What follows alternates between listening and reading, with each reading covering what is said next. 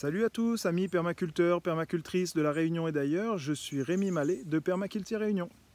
Alors aujourd'hui, pour ce deuxième épisode de notre série de vidéos sur la permaculture en milieu tropical, j'aimerais avec vous tordre le cou d'une idée bizarre qui à mon sens n'a pas véritablement sa place dans la permaculture.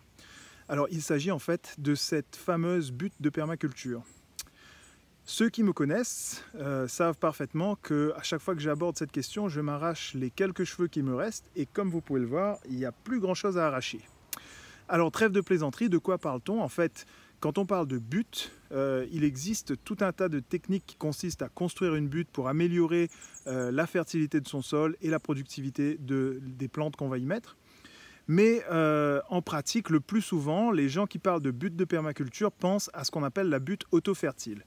Cette fameuse butte auto-fertile, en fait, de quoi s'agit-il? Il s'agit de creuser une tranchée dans laquelle on va enfouir du bois mort, du bois donc bien sec, gorgé d'eau, et recouvrir l'ensemble d'une superposition de différentes couches de matières organiques, donc fumier, compost, paille, feuilles, toutes sortes de déchets organiques que vous pouvez trouver, et refermer l'ensemble avec la terre qui était initialement dans la tranchée.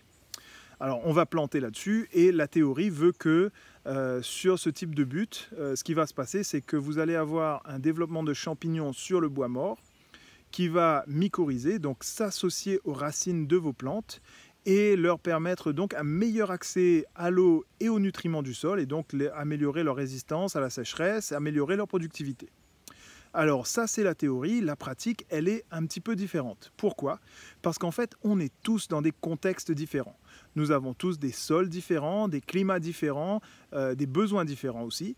Et la permaculture ne consiste pas à appliquer uniquement des techniques, mais elle consiste en fait à faire du design, c'est-à-dire à comprendre notre environnement, comprendre comment est-ce qu'il fonctionne, connaître nos sols, nos climats, nos végétations, etc. et à nous adapter, à choisir parmi l'ensemble des techniques, notamment agronomiques qui peuvent exister, choisir celles qui sont le plus adaptées à notre contexte. Donc cette fameuse butte auto-fertile, elle n'est pas adaptée partout et notamment à La Réunion, il y a beaucoup de sols qui sont argileux ou qui ont une forte tendance argileuse et donc qui vont avoir tendance en période humide à se gorger d'eau. Que va-t-il se passer alors? Le sol va manquer d'oxygène et les champignons qui poussent sur votre bois mort, eh bien, ils sont strictement aérobies, ils ont besoin d'oxygène. En absence d'oxygène, ils vont mourir, il va y avoir une décomposition de type putréfaction de votre bois, donc ce sont des bactéries anaérobies qui vont prendre le relais, et à ce moment-là, vous allez avoir un phénomène d'hydromorphisme. Alors c'est encore des gros mots que je vous propose, mais c'est quoi l'hydromorphisme? C'est tout simple, c'est qu'en fait le sol va se comporter comme un marécage puisqu'il sera gorgé d'eau et qu'il n'y aura plus d'oxygène. Ça va provoquer une asphyxie racinaire, vos plantes vont étouffer, elles n'auront plus accès à l'oxygène du sol.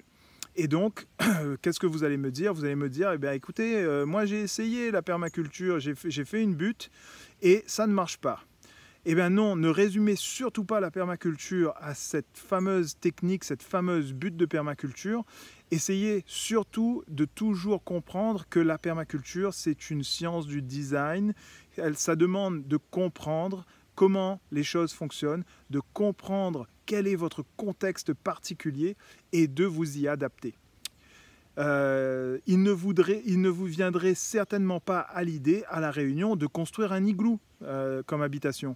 Et bien, de la même façon, vous n'allez pas choisir cette butte auto-fertile dans tous les contextes et il va falloir vous adapter. Alors à La Réunion, les endroits où ça pourrait très bien fonctionner, c'est dans la zone de l'étang salé par exemple, ou à l'Ermitage, ou sur certains sols dans les hauts qui ont une tendance à être